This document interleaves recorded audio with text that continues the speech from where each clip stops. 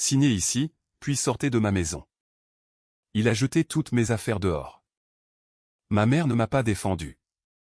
Elle a dit, ne laissez personne savoir que vous êtes mon enfant. Mes parents m'ont forcé à signer des papiers rompant les liens avec moi parce que j'étais sourde. 14 ans plus tard, j'ai vendu mon entreprise pour 95 millions de dollars. Ils sont revenus avec une liste de 5 exigences. J'ai dit une seule phrase qui les a laissés blêmes. La dure réalité de mon existence a été complètement brisée par une nuit glaciale de novembre dans la banlieue de Charlotte. Je m'appelle Darcy, une jeune fille de 16 ans dont la surdité profonde était considérée comme un défaut impardonnable par les personnes censées m'aimer le plus. Une valise cabossée a volé par la porte d'entrée pour atterrir lourdement sur le porche couvert de neige d'hiver tandis que mon père regardait avec un dégoût absolu. Ma mère a alors claqué un document d'émancipation légale sur la table de l'entrée avant de pointer son doigt manucuré directement sur la ligne de signature. Elle a articulé ces mots suivants avec une lenteur exagérée pour que mes yeux puissent facilement lire les intentions cruelles se formant sur ses lèvres. Signez ce document tout de suite parce que vous n'êtes plus notre fille. Alors ne laissez jamais personne savoir que vous appartenez à cette famille. J'ai pris le stylo avec des doigts tremblants pour renoncer à mes droits légaux avant de prendre mes bagages pour m'éloigner dans l'obscurité. Le vent glacial de l'hiver a percé mon manteau fin jusqu'à ce que l'épuisement me force à m'effondrer contre les marches en bois d'un atelier de menuiserie fermé. La lourde porte a grincé en s'ouvrant quelques instants plus tard pour révéler un homme plus âgé qui a doucement tiré mon corps frissonnant à l'intérieur vers une cheminée crépitante. 14 ans après qu'il m'ait jeté dehors. Mes parents biologiques sont revenus audacieusement à ma porte avec 5 exigences financières scandaleuses. Ils s'attendaient à ce que j'obtempère sans hésitation. Mais la seule phrase que j'ai prononcée en réponse a drainé chaque once de couleur de leurs visages avides. Si cette histoire résonne avec vos propres luttes contre des membres de famille toxiques, veuillez vous abonner à notre chaîne pour entendre le reste de mon parcours. Laissez un commentaire ci-dessous en partageant le seul mot décrivant comment vous géreriez une telle trahison car vos voix rendent cette communauté vraiment plus forte.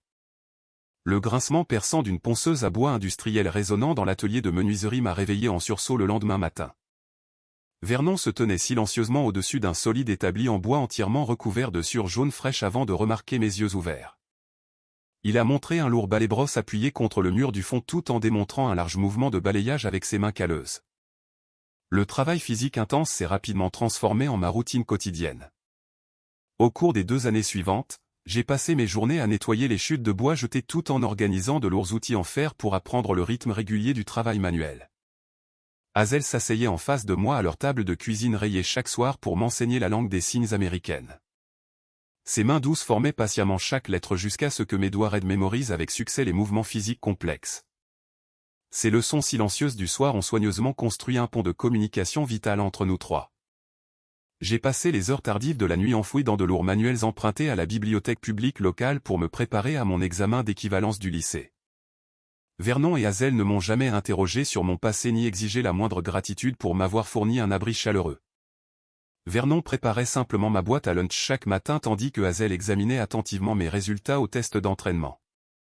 Ils sont naturellement devenus les parents aimants que mes parents biologiques n'ont absolument pas réussi à être. Réussir l'examen d'équivalence a ouvert les lourdes portes d'un programme de biotechnologie rigoureux à l'université d'État. Jongler entre des cours de laboratoire complexes et des quarts de travail éreintants le soir dans un restaurant local laissait à peine assez d'heures pour dormir. Mes mains douloureuses frottaient des assiettes graisseuses jusqu'à minuit avant d'analyser des notes complexes de biologie cellulaire jusqu'à l'aube. Chaque dollar de rechange gagné grâce à ces doubles quarts de travail exigeants allait directement dans une boîte à argent en métal verrouillée, soigneusement cachée sous mon matelas. 6 ans d'économies acharnées ont finalement abouti à une chambre d'hôpital stérile où un chirurgien spécialisé m'a préparé pour une procédure complexe d'implant cochléaire. La dure réalité médicale a frappé fort immédiatement après que les infirmières de service aient retiré les épais bandages chirurgicaux. La capacité de traiter l'audition humaine normale n'est pas revenue comme par magie, comme un simple interrupteur électrique que l'on bascule.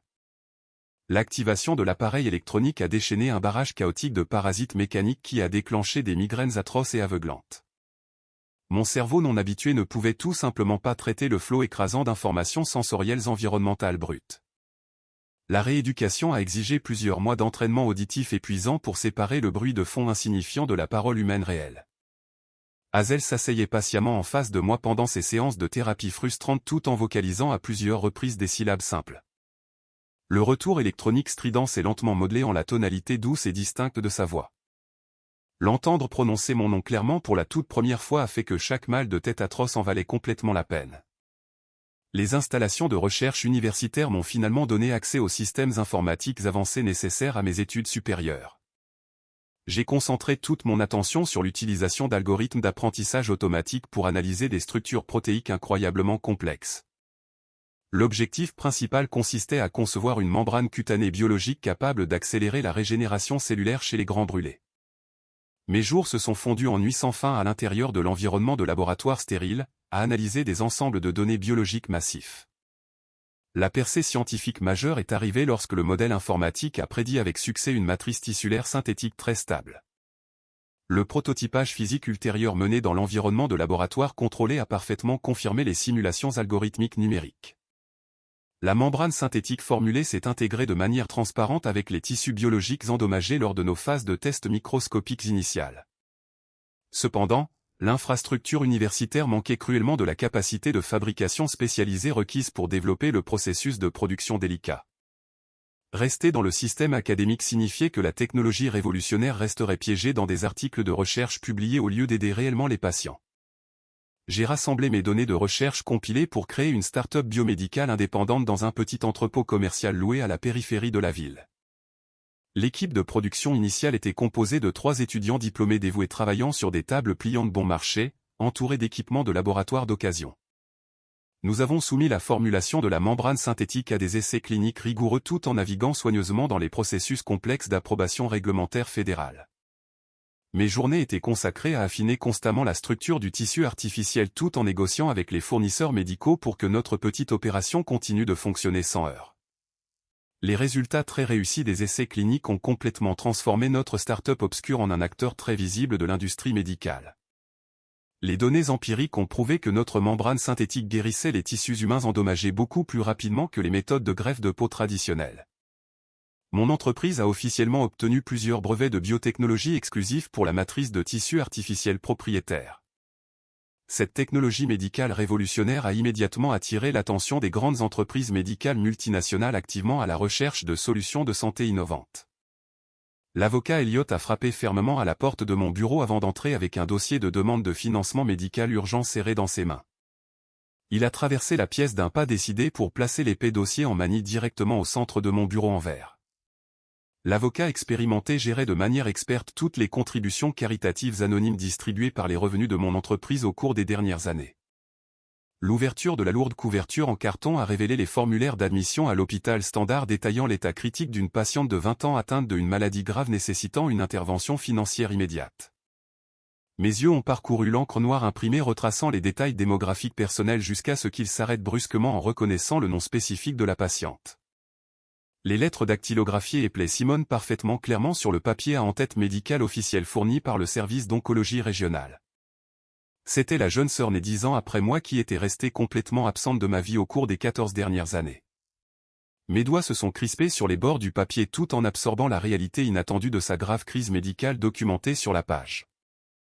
Il n'y avait absolument aucune trace du nourrisson en bonne santé dans la photographie médicale ci-jointe montrant une jeune femme pâle connectée à divers moniteurs d'hôpital. Elliott a approché une chaise en cuir de l'autre côté du bureau pour livrer l'enquête de fond complète concernant la demande d'hôpital soumise. Il a expliqué soigneusement que le service d'oncologie avait désespérément besoin de trouver un donneur de moelle osseuse compatible pour procéder à la greffe salvatrice. L'administration de l'hôpital avait initialement évalué Curtis et Peggy pour une compatibilité biologique potentielle au tout début du plan de traitement complet. Le rapport médical détaillé indiquait qu'ils n'avaient pas les marqueurs génétiques nécessaires ou qu'ils avaient simplement refusé de participer davantage au processus de dépistage physique rigoureux. Elliott a pointé son stylo vers un paragraphe spécifique documentant le retrait officiel du registre des donneurs en raison de risques pour la santé présumés associés aux personnes âgées subissant des procédures médicales invasives. Ils ont utilisé avec succès leur âge avancé comme une excuse très pratique pour éviter l'inconfort physique requis pour potentiellement sauver leur propre fille. Les médecins traitants ont été complètement forcés de chercher dans les bases de données nationales de donneurs externes parce que les parents biologiques ont catégoriquement refusé à l'équipe médicale l'accès à leur moelle osseuse. Entendre ce schéma prévisible d'égoïsme parental a déclenché une tension familière dans les muscles de ma mâchoire sans me surprendre le moins du monde. La conversation professionnelle s'est rapidement orientée vers le fardeau financier écrasant qui empêchait l'hôpital d'aller de l'avant avec le protocole de greffe critique. Trouver un donneur compatible dans le registre national ainsi que les soins d'isolement post-opératoire requis généraient des dépenses personnelles stupéfiantes pour la patiente. Le service de facturation officiel de l'hôpital estimait que les coûts médicaux totaux non assurés atteindraient facilement 350 000 $ avant la fin de l'année civile en cours. Elliott a délibérément tourné la page vers la section de vérification des antécédents financiers, révélant une ventilation détaillée de la richesse actuelle possédée par Curtis et Peggy. Leur portefeuille financier étendu contenait plusieurs propriétés immobilières de grande valeur ainsi que des investissements boursiers très rentables accumulés régulièrement au cours des 2 dernières décennies.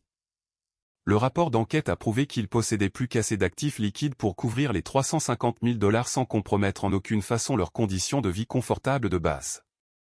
Cependant, la documentation légale officielle a confirmé le refus absolu de liquider un seul certificat d'action ou d'hypothéquer une quelconque propriété pour financer le traitement intensif de la leucémie.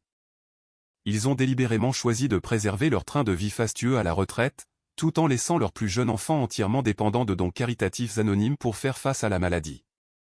La dure réalité de leur cupidité calculée était clairement documentée à l'encre noire sur les formulaires de demande d'hôpital stérile. Elliott a tapoté la page de résumé financier tout en expliquant que le comité d'éthique de l'hôpital avait tenté de négocier un plan de paiement avec le couple aisé. Les administrateurs de l'hôpital ont offert plusieurs solutions de paiement flexibles conçues pour réduire l'impact financier immédiat sur leur compte de retraite. Curtis et Peggy ont rejeté chaque proposition tout en exigeant que l'établissement médical cherche des sources de financement alternatives par le biais de programmes d'aide sociale. Leur refus flagrant d'assumer la responsabilité financière de la procédure médicale a bloqué indéfiniment tout le processus de préparation de la greffe. Simone est restée isolée dans l'unité de soins intensifs, regardant ses options de traitement disparaître entièrement parce que ses parents privilégiaient leur portefeuille d'investissement à sa survie. L'avocat est resté assis tranquillement dans le fauteuil en attendant ma décision exécutive concernant l'allocation des fonds de charité de notre entreprise pour ce cas médical particulier. Le lourd silence a rempli le bureau spacieux tandis que la dure réalité de la situation s'installait fermement dans l'environnement professionnel de l'entreprise. Il n'y avait absolument pas besoin de discuter des horribles échecs moraux des personnes qui m'avaient abandonné dans la neige d'hiver 14 ans auparavant. Les faits présentés dans le dossier médical fournissaient suffisamment de preuves empiriques concernant leur caractère toxique immuable. Mes mains ont calmement fermé l'épais dossier en manille avant de le faire glisser sur la surface de verre lisse vers l'avocat qui attendait. J'ai maintenu une voix parfaitement stable en donnant l'instruction finale sans montrer aucune vulnérabilité émotionnelle inutile concernant la situation familiale complexe. Veuillez contacter l'administration de l'hôpital pour me programmer un dépistage biologique à leur centre de test cet après-midi. L'odeur accablante d'antiseptique médical industriel a immédiatement agressé mes sens en franchissant les portes battantes du centre de test pour patients hospitalisés. Le docteur attendait patiemment à l'intérieur de la salle de consultation stérile avec une épaisse pile d'imprimés de laboratoire posée sur son bureau d'examen en acier inoxydable. Le spécialiste en hématologie de premier plan a soigneusement tracé avec son stylo le long des marqueurs génétiques spécifiques indiquant une compatibilité exceptionnellement élevée de l'antigène leucocytaire humain entre les 2 échantillons biologiques distincts. Son analyse médicale professionnelle a confirmé que mon échantillon de sang correspondait presque parfaitement aux exigences cellulaires nécessaires pour effectuer une greffe de moelle osseuse réussie pour la patiente dans un état critique. Entendre cette confirmation médicale définitive a immédiatement déclenché une séquence complexe de protocoles juridiques contraignants orchestrés par Elliott à l'intérieur des bureaux administratifs de l'hôpital situé au rez-de-chaussée. J'ai explicitement chargé mon avocat d'établir un arrangement de dons strictement confidentiel, protégeant mon identité personnelle de toute partie externe impliquée dans l'affaire médicale en cours. L'administration de l'hôpital s'est légalement engagée à respecter les réglementations fédérales strictes en matière de confidentialité, leur interdisant absolument de divulguer mon vrai nom aux parents biologiques en toutes circonstances. Elliott a rédigé de multiples accords de non-divulgation supplémentaires exigeant les signatures physiques de chaque professionnel. Il a méticuleusement structuré la transaction financière, transférant exactement 350 000 $ de mes comptes de charité d'entreprise directement dans le réseau du service de facturation de l'hôpital. Ce virement électronique massif a entièrement couvert les frais chirurgicaux non assurés ainsi que les soins d'isolement post-opératoires étendus requis pour un rétablissement réussi à long terme de la patiente. Le personnel administratif de l'hôpital a traité le don caritatif anonyme sans jamais faire le lien entre ma relation biologique et la jeune femme qui se battait pour sa vie à l'intérieur de l'unité de soins intensifs. Protéger mon anonymat absolu a nécessité la signature de dizaines de documents officiels, garantissant que Curtis et Peggy n'accéderaient jamais aux dossiers médicaux restreints révélant l'origine des cellules souches salvatrices. Le pare-feu juridique impénétrable construit par Elliot garantissait que l'établissement médical me traitait exclusivement comme une bienfaitrice philanthropique non identifiée, fournissant du matériel biologique essentiel pour une parfaite inconnue. Le comité d'éthique de l'hôpital a officiellement approuvé le protocole de don anonyme après avoir examiné le cadre juridique étendu garantissant le financement de la procédure urgente. Enfiler la blouse d'hôpital en coton standard a dépouillé mon identité professionnelle d'entreprise pour ne laisser qu'un donneur biologique prêt à endurer un sacrifice physique important. Un anesthésiste de service a localisé de manière experte une veine viable dans mon bras gauche pour administrer le lourd médicament intraveineux conçu pour induire un état profond d'inconscience totale. Les infirmières chirurgicales ont soigneusement positionné mon corps complètement engourdi face contre terre sur la table d'opération pour accéder aux points d'extraction optimaux situés profondément dans la région du bas du dos. Les lumières chirurgicales vives au-dessus illuminaient les instruments médicaux impeccables en acier inoxydable disposés méticuleusement sur le support d'instruments stériles positionnés directement près de la table d'opération. Le docteur a calmement expliqué la procédure médicale compliquée. La lourde anesthésie chimique a lentement entraîné mon esprit conscient dans une obscurité épaisse. Des heures de néant neurologique complet se sont écoulées avant que le bip électronique rythmique d'un moniteur cardiaque ne me ramène progressivement à la conscience physique dans la zone de récupération. Alors que je restais complètement inconsciente, une infirmière de surveillance a rapidement remarqué mes yeux ouverts. Je suis resté parfaitement immobile sur le matelas d'hôpital inconfortable en fixant les dalles de plafond acoustique directement au-dessus de mon lit de récupération assigné pour étudier ma respiration irrégulière. Les analgésiques puissants ont lentement atténué la douleur physique aiguë tout en apportant un sentiment de certitude absolue concernant les événements médicaux se déroulant ailleurs dans l'immense bâtiment. Je savais parfaitement que quelque part à un étage complètement différent de ce complexe hospitalier, Simone commençait enfin son processus crucial de greffe cellulaire. Elle recevait le matériel biologique exact nécessaire pour survivre à sa maladie en phase terminale tout en restant complètement inconsciente de l'individu spécifique qui avait silencieusement fourni le remède médical ultime. Les données des essais cliniques illuminaient l'écran de présentation massif à l'intérieur de la salle de conseil exécutif située au 50e étage de la tour d'entreprise commerciale. Le principal dirigeant des acquisitions du conglomérat médical multinational a poussé une offre initiale lourdement caviardée sur la table en acajou poli pour lancer le processus de rachat. Sa stratégie de négociation d'entreprise agressive reposait fortement sur la remise en cause active de l'évolutivité de la fabrication à long terme de ma membrane de tissu biologique synthétique. Il a systématiquement tenté de dévaluer l'ensemble de la start-up biomédicale en soulignant agressivement les risques financiers inhérents à l'expansion des installations de production médicale mondiale pour répondre à la demande internationale. J'ai gardé un silence absolu tout en permettant à sa vaste équipe d'avocats d'entreprise de terminer complètement leur présentation financière soigneusement répétée détaillant leur projet de prise de contrôle opérationnel. Mes mains ont calmement distribué des copies reliées de nos brevets internationaux exclusifs ainsi que les ensembles de données de régénération cellulaire incontestées et évaluées par des pairs à chaque personne assise autour de la table. Les preuves cliniques empiriques ont prouvé au-delà de tout doute raisonnable que notre matrice de tissu artificiel accélérait avec succès les temps de récupération des brûlures humaines d'une marge sans précédent par rapport aux méthodes de greffe de peau traditionnelles. J'ai explicitement informé les dirigeants d'entreprise que notre algorithme de fabrication propriétaire restait entièrement protégé par des lois strictes sur la propriété intellectuelle empêchant toute réplication non autorisée sur le marché par leurs filiales médicales concurrentes. Le changement soudain dans le rapport de force de la négociation a forcé l'équipe d'acquisition adverse à reconsidérer immédiatement leur évaluation initiale très agressive de ma société de biotechnologie. Ils ont rapidement demandé une brève suspension de séance privée pour consulter d'urgence leurs directeurs financiers externes concernant les paramètres d'acquisition mis à jour ainsi que les réserves de capital disponibles. De retour dans la salle de conseil 30 minutes plus tard, le dirigeant principal a présenté un contrat d'achat entièrement révisé reflétant la valeur marchande réelle et incontestée de la technologie médicale révolutionnaire. Le terme final de l'acquisition a réussi à garantir une valorisation totale de l'entreprise d'exactement 95 millions de dollars, transférés directement sur mes comptes bancaires d'entreprise de contrôle à la clôture. Elliot a examiné méticuleusement chaque clause légale pour s'assurer que l'accord de rachat complet ne contenait absolument aucune responsabilité financière cachée ou clause opérationnelle restrictive post-vente. Recevoir son approbation légale professionnelle m'a permis de prendre le lourd stylo en laiton fourni par la société d'acquisition pour signer officiellement les documents financiers contraignants finaux. La transaction d'entreprise monumentale s'est conclue par un échange formel de poignées de main entre les dirigeants rivaux reconnaissant le transfert légal réussi de la technologie médicale. L'obtention du virement bancaire de 95 millions de dollars a complètement solidifié l'indépendance financière absolue que j'avais passé les 14 dernières années à travailler sans relâche pour atteindre grâce à l'innovation scientifique. Rejeter les somptueuses invitations à dîner de célébration de l'équipe d'acquisition victorieuse m'a permis de retourner directement dans le quartier résidentiel calme immédiatement après avoir quitté le quartier des affaires.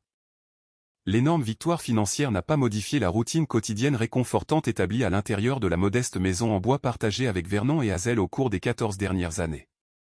J'ai simplement retroussé les manches de ma chemise de ville coûteuse pour aider Hazel à porter les lourds bols en céramique de ragoût de bœuf maison fumant vers la table à manger en bois usé.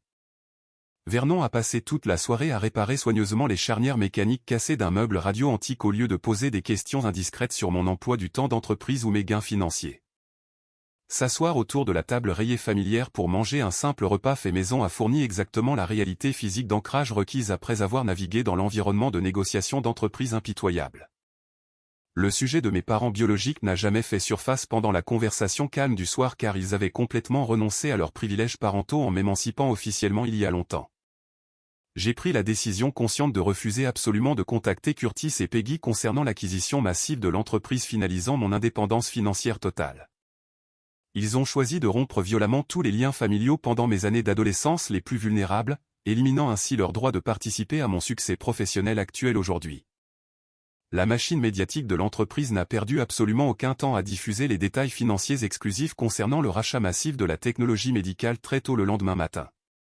Le communiqué de presse officiel de l'entreprise a dominé les premières pages de plusieurs magazines d'affaires nationaux de premier plan circulant rapidement dans les principaux quartiers financiers métropolitains. La principale publication financière a mis en évidence les détails complets du rachat de l'entreprise tout en affichant mon nom légal complet imprimé en typographie grasse et épaisse directement au centre de la page. L'article journalistique détaillé décrivait l'évolution rapide de la membrane cutanée synthétique d'une petite start-up biomédicale à une acquisition d'entreprise de 95 millions. En quelques courtes années, des milliers de copies glacées imprimées ont inondé les kiosques à journaux locaux et les bureaux de direction, exposant complètement mon triomphe financier sans précédent au grand public dans tout l'État. De l'autre côté de la ville, à l'intérieur du salon d'un prestigieux country club, une copie glacée spécifique du premier magazine financier a glissé sur une table en marbre poli vers un client qui attendait. Curtis a pris la publication d'affaires coûteuses pour parcourir nonchalamment les rapports du marché du matin tout en sirotant son café fraîchement moulu avant sa partie de golf prévue. Ses yeux ont parcouru les titres financiers avant de se fixer soudainement sur la typographie audacieuse affichant le nom de sa fille rejetée à côté de la stupéfiante valorisation d'entreprise de 95 millions de dollars.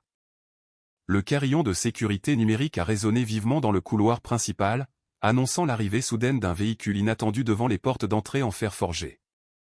Plusieurs moniteurs de surveillance montés à l'intérieur du panneau de contrôle affichaient Curtis et Peggy sortant d'une berline de luxe louée avec une confiance injustifiée. Curtis a fait une pause pour ajuster les revers de son costume sur mesure coûteux tandis que Peggy lissait les plis de sa robe de créateur. Ils avaient clairement l'intention de projeter une image de richesse générationnelle malgré la réalité documentée de leur portefeuille financier en détérioration.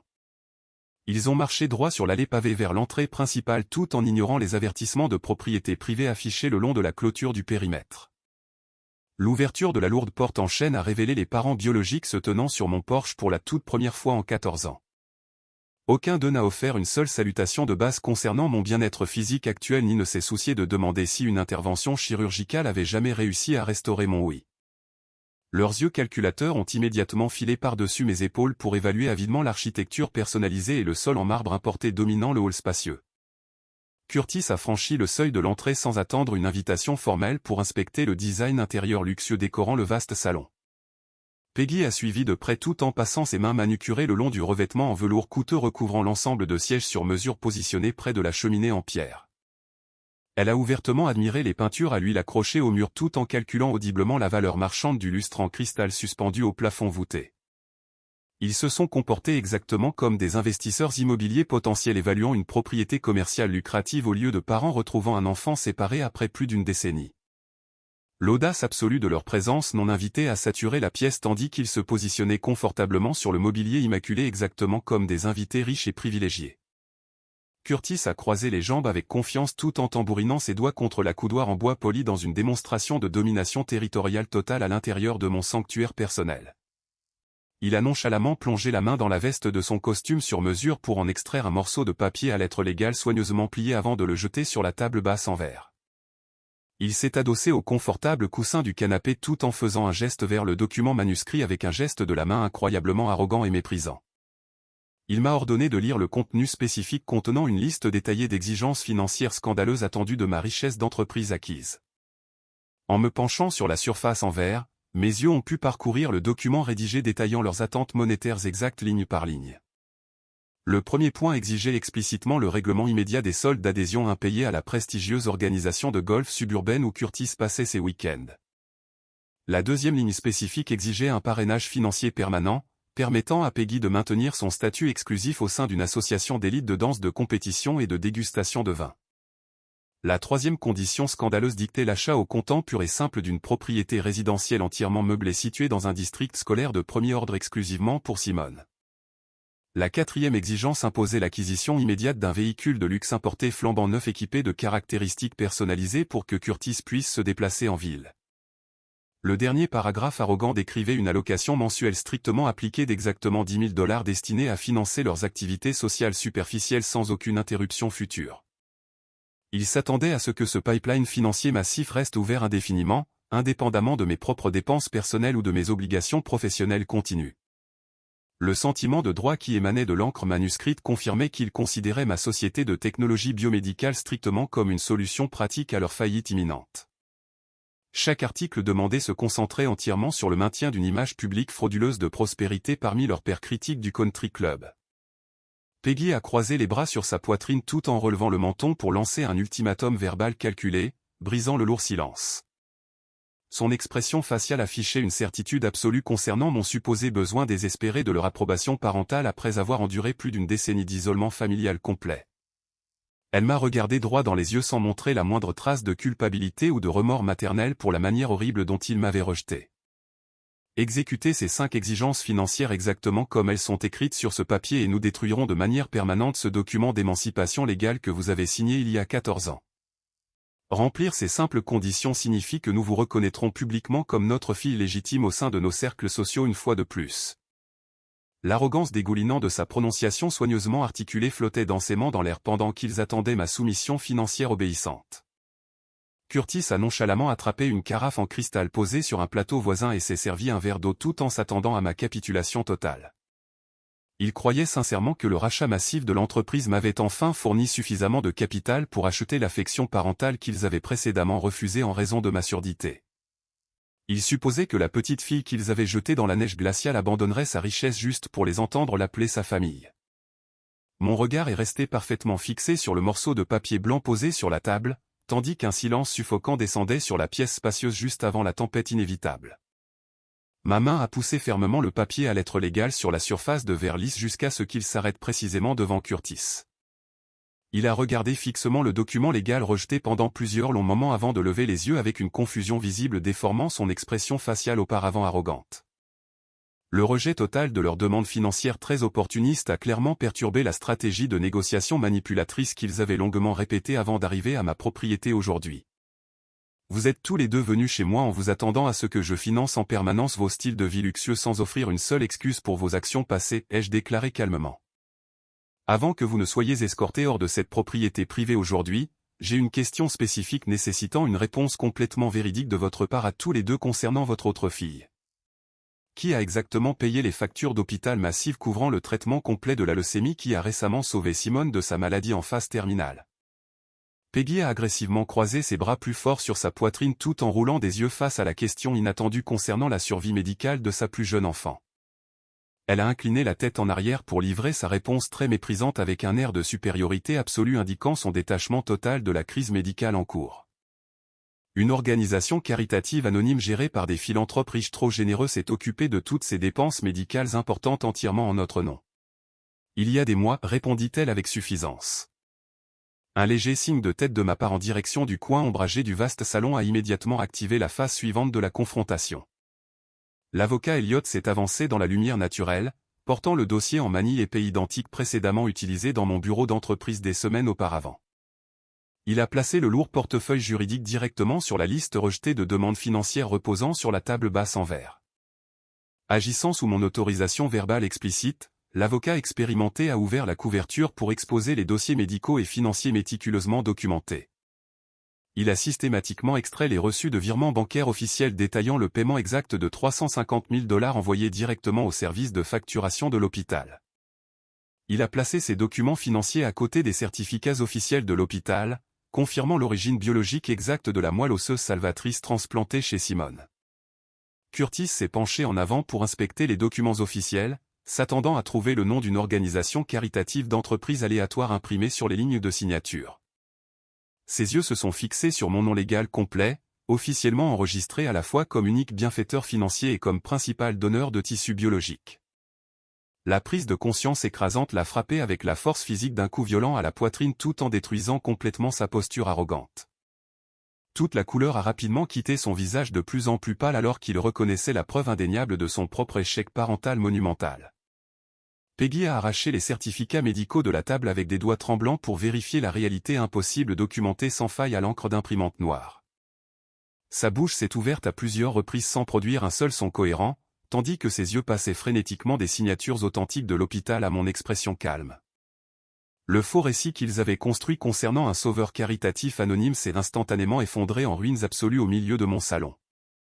Ils ont finalement compris que la fille sourde rejetée qu'ils avaient jetée dans la neige glaciale avait littéralement acheté l'existence continue de leur enfant restant. La lourde porte en bois menant à la cuisine adjacente s'est ouverte silencieusement pour révéler Vernon et Hazel entrant délibérément dans le salon principal.